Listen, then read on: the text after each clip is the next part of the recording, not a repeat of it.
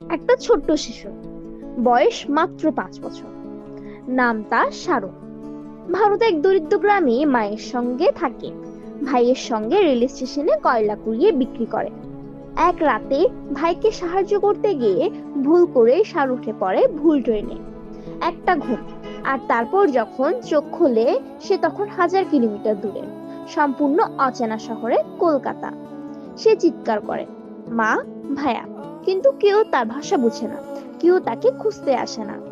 সারা ঘুরে বেড়ায় রাস্তায়, রেল স্টেশনে, বস্তিতে। খিদে, ভয় আর একাকিত্ব তার একমাত্র সঙ্গী।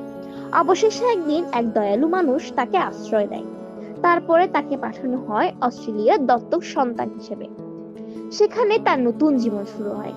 নতুন মা, বাবা, নতুন ভাষা, নতুন দেশ। কিন্তু কোথাও থেকে যায় সে পুরনো প্রশ্ন, আমার আসল মা কোথায়?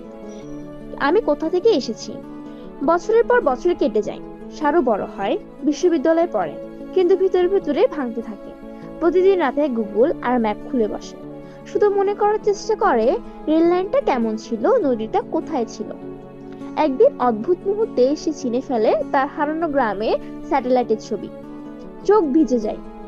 সে বুঝে যায় সে তার ঘর খুঁজে পেয়েছে। 25 বছর পর সারু ফিরে যায় কলকাতায়। একই পথ, একই রেল লাইন, কিন্তু এবার তার গন্তব্য মায়ের বুকে। যখন সে মায়ের সামনে দাঁড়ায়, দুজনে কিছু বলতে পারে না। মা শুধু কাঁদতে থাকে, আমার ছেলে ফিরে এসেছে।